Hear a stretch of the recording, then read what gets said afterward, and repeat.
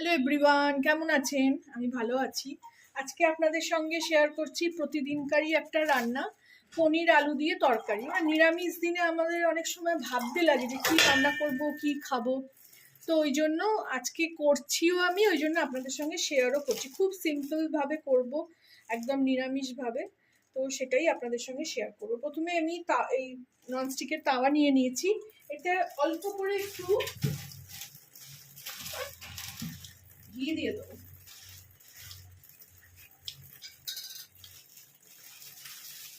আমি পতঞ্জলি ঘি ইউজ করি, অল্প একটুখানি দিয়ে দেবো।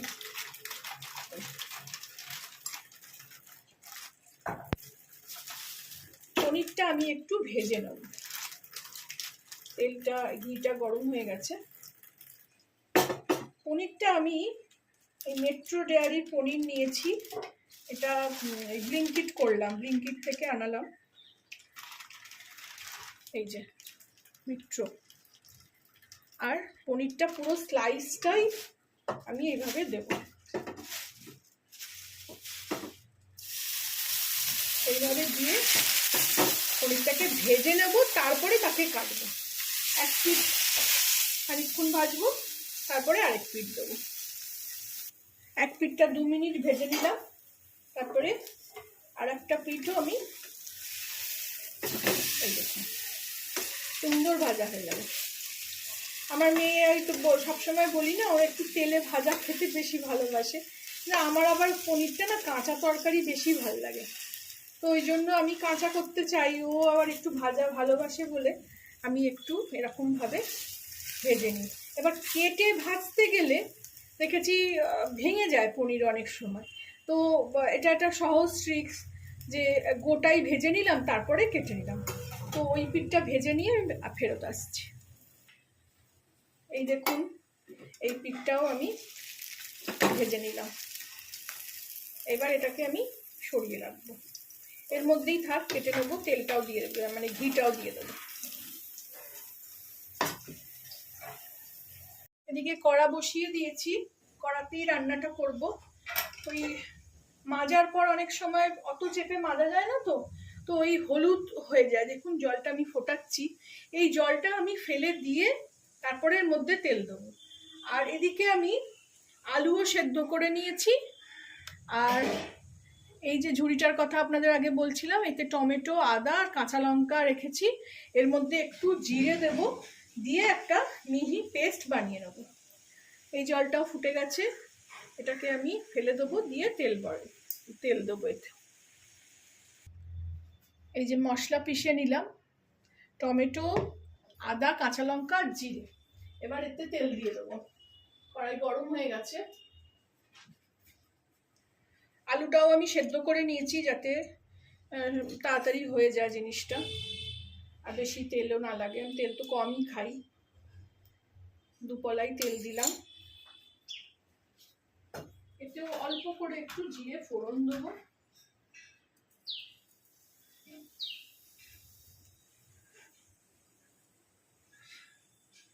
এখানে জিরে গরম হয়ে গেছে, মানে ছক লেগে গেছে। এর মধ্যে আমি এই মশলাটা দিয়ে দেবো।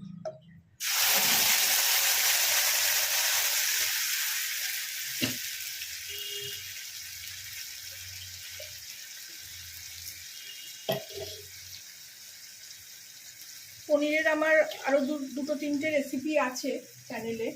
একটা আছে মটর পনির, একটা আছে পনির সাটে। খুবই ভালো খেতে হয়েছিল তখন। নিজের রান্না নিজে বলতে কেমন লাগে, কিন্তু ভালো হলে তো ভালো বলতেই হবে। এতে এই মিক্সি ধোয়া জলটাও দিয়ে দেবো, দিয়ে এটাকে একটু ভালো করে কষিয়ে নেব। খুব ঝাঁঝ, একটা 2টো লঙ্কা দিয়েছি।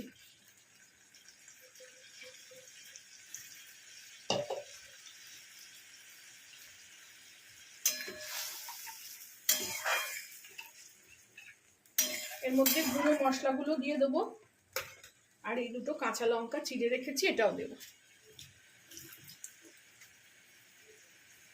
গুঁড়ো মশলার মধ্যে হলুদ,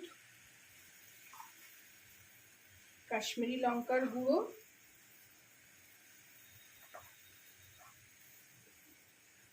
আর একটু ধনে গুঁড়ো দেবো। এই সময় একটু চিনি দিয়ে দেবো।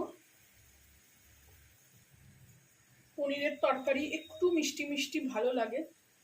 আমার শাশুড়ি যখন বেঁচে ছিলেন, বিধবা মানুষ ছিলেন, যে কোনো মানে এরকম মানে ছিল যে শনি মঙ্গল এইসব দিনে উনি ওই রকম পনির সয়াবিন এসব করাতেন। বাকি দিনে মুসুর ডাল হতো, অনেক রকম চিন্তা করে হতো।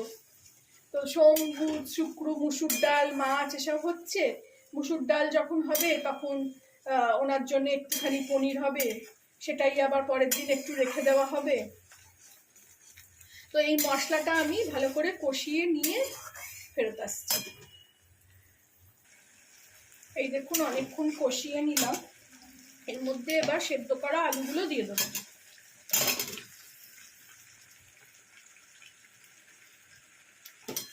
এটাকে দিয়ে এবার আঁচটা কমিয়ে দেবো, দিয়ে এটাকে দিয়ে কষাবো। এই সময় একটু ঢাকাও দিয়ে দেবো।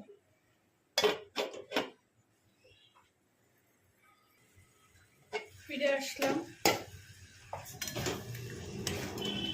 দেখুন ভালো করে কষানো হয়ে গেছে, পুরোটা টেনে নিয়েছে একদম কারিটা পুরো। হাতের কাছে সমস্ত রেডি করে রাখলে খুব ইজি রান্না। নিরামিষ দিনে আমাদের খুব মানে খাওয়ার প্রবলেম থাকে যে কি রান্না করব, কি খাবো। সবসময় তো সবজি খেতেও ভাল লাগে না। আমার সয়াবিনের অনেকগুলো তরকারি আমার ইউটিউবে আছে, আমার চ্যানেলে দেখে আসতে পারেন। পনিরের তরকারি বলতে আমি একবার মটর পনির আর পনির সাটে করেছিলাম, খুব সুন্দর গন্ধ ছাড়ছে জিরের। নিরামিষ রান্না আমি একটু এরকম টমেটো জিরে দিয়ে করতে ভালোবাসি।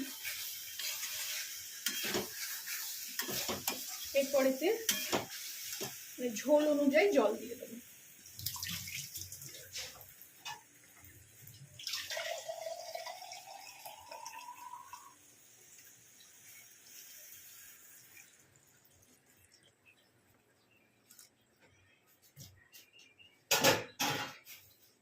আমার রান্না করতে করতে অনেক রকম আওয়াজ পাবেন, কারণ আমি লাইভ করতে করতে কথা বলি, ভয়েস বসাই না। ভয়েস বসাতে গিয়ে না ভুলে যাই যে কি করা হয়েছিল না করা হয়েছিল। তো আমার এই প্রসেসটাই বেশি ভাল লাগে। নুন দিয়ে দেবো স্বাদ মতন। এখানে রান্না অলমোস্ট ডান।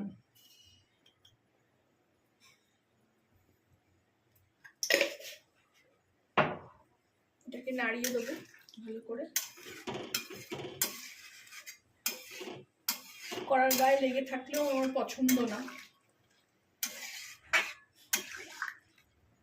এবার আমি এতে পনিরটা কেটে রেখেছি এটা দিয়ে দেবো। অলমোস্ট এটা রেডি হয়ে গেছে, এটা ফুটুক।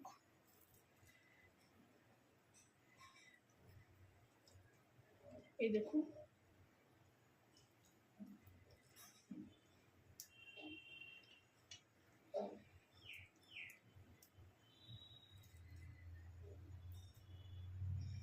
একটু ছোট বড় হলো কাটাটা, কোনো ব্যাপার না।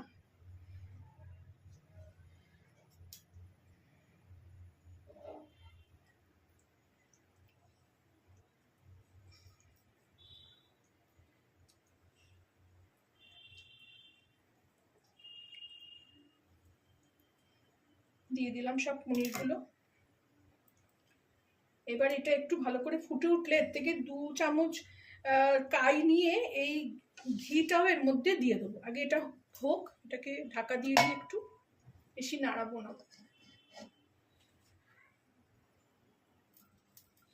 ফিরে আসলাম।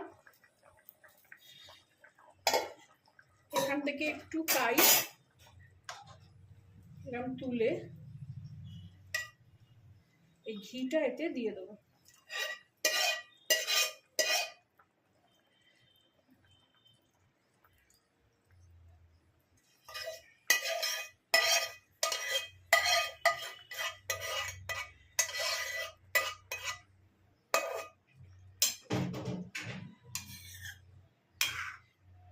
একটু এটাকে জোরে দিয়ে দিই। এই সময় আমি একটু গরম মশলা দিয়ে দেবো, যেটা আমার হাতে তৈরি, ছোট এলাচ, লবঙ্গ আর দারচিনি দিয়ে। আর পনিরের সঙ্গে না কসুরি মেথিটা খুব যায়, এই জন্য খুব অল্প, শুধু একটু টেস্টটা ভালো করার জন্য। আপনারাও এভাবে বানাবেন, খাবেন, আমাকে জানাবেন কেমন লাগলো। ভালো লাগলে আমার চ্যানেলটাকে একটা লাইক, শেয়ার অ্যান্ড সাবস্ক্রাইব করে দেবেন। অলমোস্ট হয়ে গেছে, এটাকে এবার নিভিয়ে দেবো আর সার্ভ করে নেবো।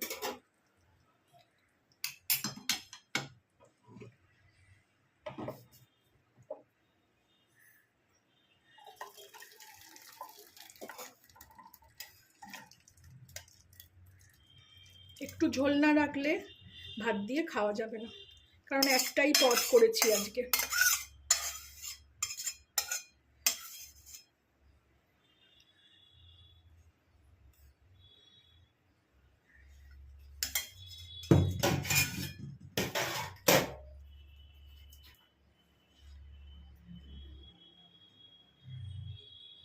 Thank you for watching.